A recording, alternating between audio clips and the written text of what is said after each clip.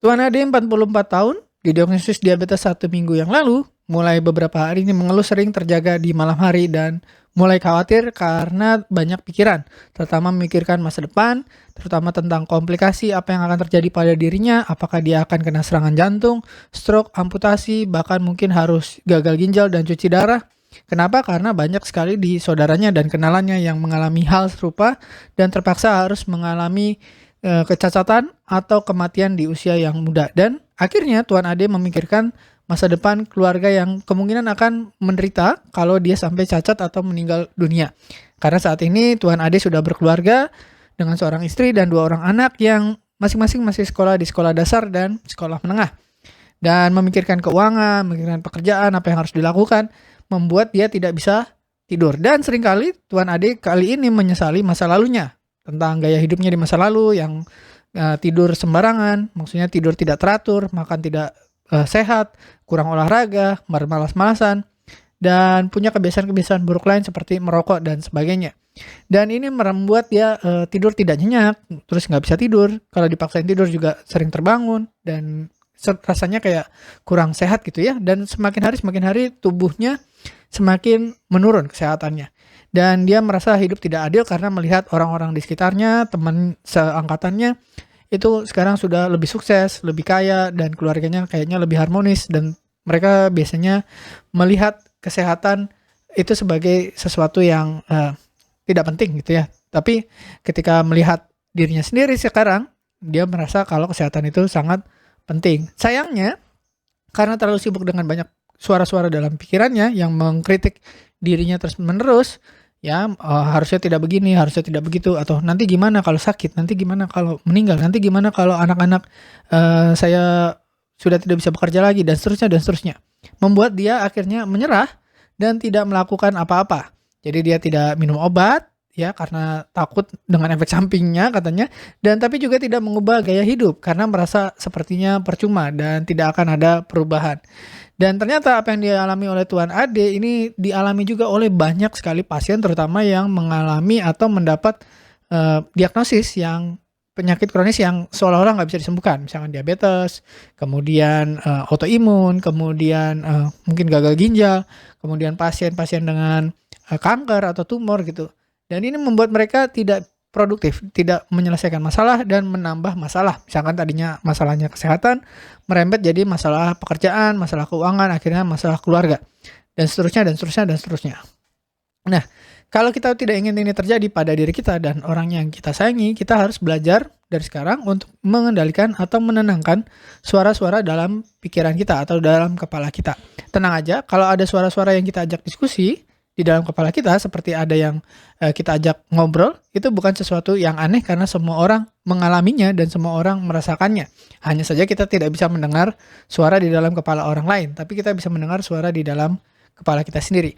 Nah, kali ini saya Dr. Uli akan mencoba membantu membahas gimana caranya menenangkan suara-suara dalam kepala supaya kita bisa melakukan apa yang harus dilakukan, menyelesaikan apa yang harus diselesaikan, dan tidak menghindar dari kenyataan, supaya kita bisa lebih efektif, lebih sehat, lebih bahagia, lebih sukses, dan lebih bisa menerima kenyataan hidup supaya kita bisa hidup lebih baik. Sudah siap? Oke, kita bahas.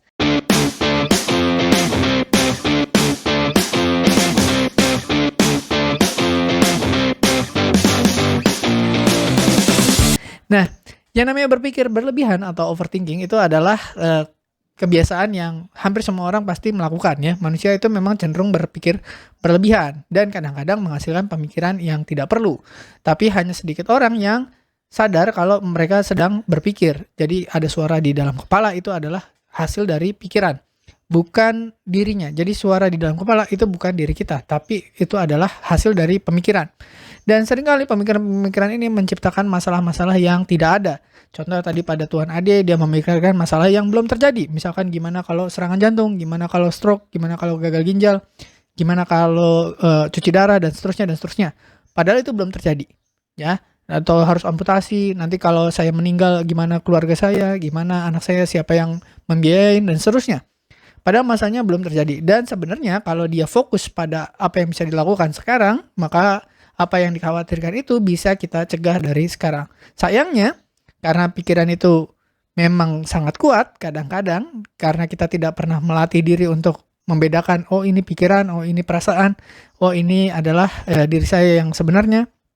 Ya, kita tidak bisa membedakan yang mana suara pikiran, yang mana suara perasaan, yang mana diri kita sendiri gitu, membuat ketidakbahagiaan. Nah, ketidakbahagiaan itu adalah hasil dari pikiran negatif yang tidak perlu. Contoh tadi, memikirkan hal-hal yang belum terjadi, memikirkan hal-hal yang kemungkinan terjadinya kecil, dan seringkali kita tidak sadar kalau kita sedang berpikir. Ya, jadi merasa kalau berpikir itu hanya menyelesaikan masalah gitu. Misalkan mikir soal matematika, nah itu baru mikir. Enggak, sebenarnya setiap saat kita melakukan hal yang disebut berpikir. Nah, dengan kita menyadari, oh ternyata di dalam kepala kita nih ada suara-suara. Nah, itulah yang disebut dengan kesadaran atau menyadari. Ada suara di dalam kepala. Dalam istilah sainsnya sekarang disebut dengan mindfulness. Dan sekarang sudah mulai banyak orang mengajarkan caranya, teknik-teknik untuk mencapai mindfulness. Nah, sementara mindfulness sendiri adalah artinya menyadari kalau ada suara di dalam kepala. Nah, suara di dalam kepala itu yang terus-menerus mengomentari kehidupan kita. Misalkan, saya kurang pintar, kurang cakep, kurang tinggi, kurang kaya, kurang menarik, kurang berkuasa, kurang terus dikomentarin terus. Nah, itu komentar-komentar di dalam kepala kita itu adalah isi pikiran. Jadi bukan diri kita yang ngomong, tapi pikiran. Nah, dengan kita menyadari itu, nah atau apa yang terjadi di sekitar kita selain yang di dalam dan yang di sekeliling kita namanya mindfulness. Nah, suara yang dalam kepala atau self talk atau bicara dengan diri sendiri itu adalah pembicaraan yang dilakukan oleh semua orang. Tapi ada orang yang sadar, oh ini saya lagi bicara dengan pikiran saya. Ada yang nggak sadar, menyangka apa yang ada di dalam kepala adalah dirinya. Seringkali suara-suara ini bentuknya seperti orang pertama, misalkan saya seharusnya lebih baik, saya seharusnya lebih pintar, saya seharusnya lebih sabar, saya seharusnya lebih sehat, saya seharusnya lebih kaya, dan seterusnya. Atau bentuk orang kedua, dia sering mengomentari misalkan, kenapa kamu bodoh, kenapa kamu malas, kenapa kamu jelek, kenapa kamu miskin, dan seterusnya. Itu sama-sama suara dalam kepala kita dan semua orang mengalami. Ada yang bentuknya tadi orang pertama, ada yang bentuknya orang kedua. Nah, suara dalam kepala itu tidak sama dengan gila atau dalam istilah medisnya skizofrenia. Nah, suara dalam kepala bisa sangat kuat. Misalkan kita lagi bicara dengan diri sendiri, itu kalau terdengar keras dan kita mengucapkan apa yang ada di dalam si kepala, terus kita keras dan ngomongnya di jalan umum, kita akan dianggap gila. Padahal semua orang sebenarnya mengalami, hanya suaranya tidak terdengar gitu ya. Dan kalau Anda menyuarakannya ya wajar orang aneh gitu. Tapi skizofrenia sendiri itu berbeda ya, mekanismenya berbeda dengan suara pikiran. Walaupun isinya skizofrenia adalah isi pikiran kita juga sebenarnya. Itu tapi terjadi ketidakseimbangan kimia di dalam kepala menyebabkan suara-suara itu seperti nyata. Nah, tapi kalau kita menyadari, oh ini suara yang tidak nyata, tidak ada wujudnya. Ini hanyalah pikiran saya. Nah, itu berarti kita orang yang normal. Berbicara dengan diri sendiri di dalam kepala itu tidak gila karena semua orang mengalami dan melakukannya. Nah, kalau kita diamkan dan tidak kita latih dengan baik, secara otomatis maka pikiran-pikiran atau suara-suara itu biasanya akan lebih sering mengungkapkan atau bicara dengan hal-hal yang negatif, mencari kurangnya. Misalnya kita kurang pintar, kurang cakep, kurang kaya, kurang tinggi, kurang pendek, atau kurang putih, kurang kurus, kurang gendut, ya, atau kurang sehat, dan seterusnya. Selalu mencari kekurangan dan selalu mencari pembanding yang lebih baik gitu. Misalkan dengan teman, dengan saudara, dan seterusnya. Atau dengan artis, dengan media sosial yang sekarang makin banyak tempat untuk membandingkan diri. Nah, itu membuat rasa takut. Jadi kita takut nanti nggak punya uang, takut nggak punya teman, takut sakit, takut meninggal, takut macam-macam. Nah, ternyata takut atau cemas mempengaruhi tubuh secara fisik, walaupun belum kejadian. Nah, karena tubuh kita tidak bisa membedakan ini nyata atau imajinasi. Contoh misalkan kita takut kakinya diamputasi. Nah, ketika kita diamputasi beneran secara fisik, kakinya dipotong, itu kita mengalami stres atau takut. Tapi itu benar-benar terjadi. Dan tubuh kita berespon dengan misalkan tekanan darahnya naik, gula darah naik, denyut jantung naik, terus banyak hal-hal di tubuh kita yang berubah. Nah, tapi kita bisa menimbulkan respon yang sama dengan hanya berpikir aja. Jadi kita misalkan takut, memikirkan, membayangkan kaki kita mau diamputasi, itu tekanan darah naik, denyut jantung naik, gula darah juga naik, karena tubuh tidak bisa membedakan ini kenyataan atau imajinasi. Jadi pikiran negatif atau rasa takut itu merespon nyata di tubuh kita. Jadi kalau berpikir negatifnya cuma sebentar, itu kemudian turun. Ya misalkan kita stres, mikirin negatif yang jelek-jelek, nanti gimana, nggak punya uang segala macam. Itu stres, tekanan darah naik, gula darah naik, ya denyut jantung naik, napasnya cepet. Tapi begitu hilang, itu akan turun. Nah tapi kalau kita terus-menerus, sepanjang hari, sepanjang waktu, karena tidak dilatih, ketika pikiran kita tidak dilatih, itu akan secara otomatis mencari yang negatif.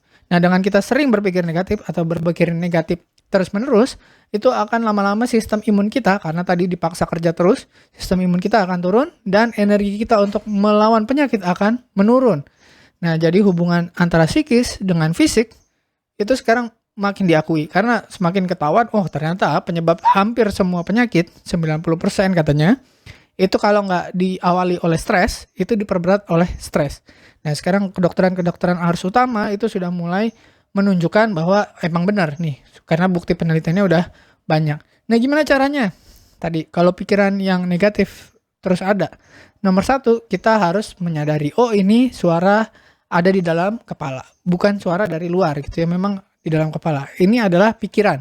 Jadi bukan saya yang ngomong, tapi pikiran kita yang ngomong, yang terus-menerus bicara. Kadang komentarnya negatif. Kebanyakan orang karena tidak pernah dilatih untuk pikirannya untuk mencari hal-hal yang positif, selalu mencari hal-hal yang negatif. Memang otak kita ditakdirkan untuk kalau nggak dilatih akan selalu mencari yang negatif. Dan kita cenderung mengulang-ulang dalam kepala kita yang negatif. Misalnya pengalaman kita disakiti, pengalaman kita ditolak di masa lalu, atau ke masa depan, ya kita mengulang-ulang. Misalkan kita ke dokter, terus dokter bilang, ini penyakitnya berbahaya, tidak ada obatnya, Anda akan mati dalam waktu mungkin 1-2 tahun lagi, atau perkataan-perkataan yang menyakiti hati dan tidak enak lainnya, itu kita akan cenderung mengulang-ulang dalam kepala, sampai nggak bisa tidur, sampai nggak enak makan, sampai mau ngapa-ngapain nggak bisa.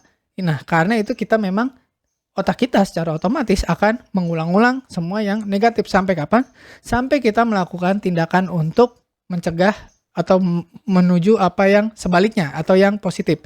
Jadi kalau kita memori dan imajinasi kita penuhnya dengan negatif, itu akan diulang-ulang terus. Tapi kalau kita mau melatih itu kita pikirin yang positif, memori kita ingat-ingat yang positif, jadi dengan bersyukur, terus membayangkan hal-hal yang positif, yaitu dengan berdoa. Karena berdoa itu adalah meminta atau memfokuskan pikiran kita ke hal-hal yang positif. Jadi ketika Anda sakit, berdoanya jangan Tuhan atau ya Allah jangan sampai saya sakit. Bukan. Tapi berdoalah minta kesehatan. Ya Allah, mudah-mudahan saya lebih sehat, lebih kuat, lebih semangat. Terus diulang-ulang doa supaya melatih otak kita untuk ke yang positif. Tapi hal pertama yang harus diingat adalah kita harus sadar dulu. Ini memang ada suara dalam kepala, ada pikiran yang negatif, ya, yang memang kalau dibiarin akan terus-menerus mengulang-ulang. Kenapa? Karena yang negatif itu lebih menarik untuk pikiran kita daripada yang positif. Jadi kita terjebak nih dalam siklus, muter aja, ya, nggak selesai-selesai. Nah, untuk menyelesaikannya kita harus tenang, harus stop. Kita harus sadar, ini pikiran, kita harus stop. Jangan didengerin atau biarin aja ngomong, nanti biasanya akan lewat sendiri suara-suara itu. Jadi seperti kita melihat langit, ada awan yang bergerak, kita liatin aja lama-lama dia akan lewat dengan sendirinya. Pikiran-pikiran negatif itu biasanya hanya lewat begitu saja, nanti akan ada masa di mana kita tenang. Ketika kita tenang, kita bisa melatih otak kita untuk memikirkan yang positif. Nah, kapan kita bisa tenang? Jadi Anda memang harus melatih ketenangan, bisa dengan meditasi, berdoa, merenung ya, terus berzikir. Banyak sekali cara untuk kita menenangkan pikiran kita, tidak berinteraksi lagi dengan yang negatif. Dibiarin aja untuk lewat pikiran negatifnya. Nah, kenapa penting banget? Karena kondisi yang di dalam itu mempengaruhi yang di luar. Jadi kondisi di dalam yang dominan, misalnya kita lagi marah, kesel, sebel, sedih, itu mempengaruhi kondisi luar, misalkan kehidupan kita, teman-teman, pekerjaan, dan kejadian. Soalnya misalkan kita lagi pikiran yang negatif, misalkan lagi ada pekerjaan, biasanya tidak optimal, tidak maksimal. Ya, terus kalau kerjaan tidak maksimal nanti merembet ke yang lain-lain, misalkan ke keuangan, terus ke pertemanan, nanti ke keluarga, dan menarik kejadian-kejadian yang negatif. Karena mental negatif cenderung menarik kejadian negatif. Contoh misalkan kita lagi kesel, lagi bete, itu pasti ada aja kejadian yang sial. Jadi karena kita memang fokusnya ke yang negatif, kita cari yang jelek. Gitu, dengan kita selalu mencari yang jelek, kita akan ketemu yang jelek. Contoh misalkan kita lagi kesel, terus ketemu yang kemacetan kita nggak sabar, kita klakson orang marah langsung kita berantem. Jadi awalnya kesel, bete, ketemu macet, sudah ketemu macet, ketemu keributan masuk kantor polisi, terus dan seterusnya. Tambah buruk. Atau misalkan Anda lagi sakit, kemudian Anda tidak menerima dengan lapang dada, kesel, marah, segala macam, yang pikirannya penuh dengan yang negatif, Anda minum obat nggak mau, jaga makan nggak mau, ya istirahat kurang, ya terus marah, menyalahkan orang lain. Kira-kira gimana dengan kondisi tubuhnya? Apakah terjadi perbaikan? Tentu enggak, tensinya malah naik, ya gula darah naik, ya terus denyut jantungnya juga naik, napasnya cepat, metabolismenya berantakan. Akhirnya apa yang tadinya Anda mungkin hanya sakit satu hal, sekarang menjadi sakitnya jadi lebih banyak. Dan sakitnya beraneka ragam. Atau sembuh di satu hal, nanti Anda timbul lagi penyakit di tempat yang lain.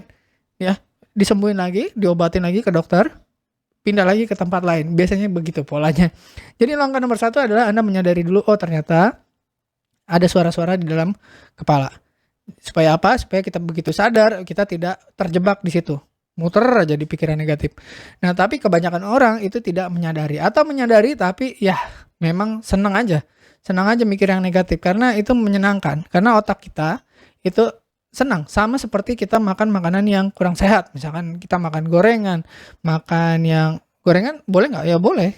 Sesekali gitu. Tapi kalau kita menyerah pada kebiasaan kita, menyerah pada naluri kita akan makan makanan yang kurang sehat. Tidur juga sama. Tidur naluri kita, emang kita tidur tuh bisa kebanyakan atau kurang tidur. Nah, kalau kita ngikutin pikiran kita akan menjadi lebih sakit. Kita akan menjadi lebih sedih. Kita akan menjadi lebih negatif. Nah, itulah pentingnya kesadaran. Nah, menyadari itu kita lebih sadar dan tidak terjebak. Gimana untuk menghentikan pikiran yang negatif? Jadi mengetahui pikiran diri sendiri itu nggak gampang. Lebih gampang ngelihat orang, oh ini dia pikirannya negatif nih. Ya, nah makanya butuh latihan tadi dengan menenangkan diri, ya terus melihat oh ini pikiran apa nih yang masuk nih negatif. Ya dengan kita seperti itu, bayangan gini, kita punya ruangan atau kamar atau kos-kosan lah ya, kamar kos gitu ya. Terus kita makan, setiap kita makan tuh ada sampahnya biasanya, atau ada piring yang kotor setelah dipakai buat makan. Nah, itu kita punya pilihan nih, dengan kotoran yang ada di dalam kamar kita mau keluarin atau kita mau simpan di dalam kamar. Nah, ketika kita memilih untuk menyimpan di dalam kamar semua pikiran-pikiran negatif atau kotoran-kotoran hasil kita makan itu, lama-lama kamar kita akan penuh dengan kotoran. Awal-awal rasanya nggak nyaman, tapi banyak orang yang cuek, ya tidak mau membersihkan kamarnya. Akhirnya bagaimana yang terjadi? Kamarnya penuh dengan kotoran. Nah, itu juga sama seperti pikiran kita. Ketika kita terbiasa untuk menyimpan semua kotoran atau pikiran yang negatif, maka kita akan terbiasa juga untuk berpikir negatif. Dan kita nggak sadar kalau itu sesuatu yang jorok gitu. Hanya orang yang dari luar yang lihat masuk ke kamar kita terus melihat, kamarnya kok kotor sekali, ya jorok sekali gitu. Bau, busuk. Tapi kita karena sudah terbiasa di situ, kita biasa aja, nggak ada masalah. Padahal isinya kotoran gitu. Dan kita mengidentifikasi diri dengan pikiran-pikiran tersebut. Kadang-kadang ada orang yang pengen membantu dibersihin. Ya, ini saya bersihin ya. Saya bersihin kamarnya. Nah, itu dia marah. Kenapa? Karena merasa itu adalah bagian dari dirinya. Padahal itu hanya kotoran. Sama seperti pikiran negatif. Ketika ada orang lain atau ada keinginan dari diri kita untuk membersihkan, kita nggak rela. Ya, misalnya saya ini orang yang payah, yang lemah. Saya ini orang yang nggak ada gunanya. Ketika kita pengen mengubah itu, terus kita pegangan dengan pikiran itu, kita nggak mau itu hilang. Soalnya kalau kita ubah pikiran kita, berarti kita harus membersihkan yang lain. Gitu. Jadi kita kalau diambil satu, berarti semua harus kita bersihin. Kita nggak mau, nggak rela. Dan banyak orang seperti itu, ya. Dan gimana solusi yang paling cepat? Saya belajar dari salah satu pemikir hebat dalam dunia psikologi, psikiatri, namanya Carl Jung. Carl Jung itu temannya Sigmund Freud. Jadi dia ternyata dari pengalaman dia, cara tercepat adalah dengan spiritual, solusi spiritual, kembali ke Tuhan, kembali ke agama. Banyak orang merasa awalnya tidak cukup dan mencari lebih. Misalkan tadi saya kurang sehat, kurang pinter, kurang ganteng, kurang kaya, kurang apa semua. kekurangan dicari pasti ketemu. Semua orang pasti ada kekurangannya dan berusaha untuk menutupi. Jadi dengan nyari uang lebih banyak, kerja lebih keras, yang sehat pengen sembuh. Tapi begitu sudah tercapai, banyak orang merasa tetap hampa. Dan itu yang membuat pikiran negatif itu lebih besar lagi. Jadi waktu kita nggak punya, kita mikir, wah nanti kalau punya saya harusnya lebih bahagia, lebih tenang. Begitu udah kesampaian ternyata tidak, wah itu pikiran negatif makin besar lagi. Ya makin berat lagi, makin banyak lagi. Akhirnya pikirannya berantakan. Nah, solusi kita perlu menyadari diri kita sebenarnya bahwa kita bukan pikiran kita, bukan apa yang kita punya. Nah, itu menurut Carl Jung dan itu banyak terbukti efektif termasuk di pasien-pasien saya juga ketika diingatkan bahwa Anda bukan tubuh Anda. Tubuh bisa sakit, ya, bisa diamputasi, bisa mati, bisa rusak, tapi Anda tidak. Anda adalah yang di dalam tubuh. Ya, entitas yang di dalam tubuh, bukan tubuhnya. Nah, itu butuh keyakinan kita dalam sisi spiritual dan agama bahwa kita adalah ruh. Jadi ruhnya tidak akan mati. Yang mati dan rusak hanyalah tubuh, harta, tahta, dan segalanya itu hanya sementara, hanya lewat, hanya amanah.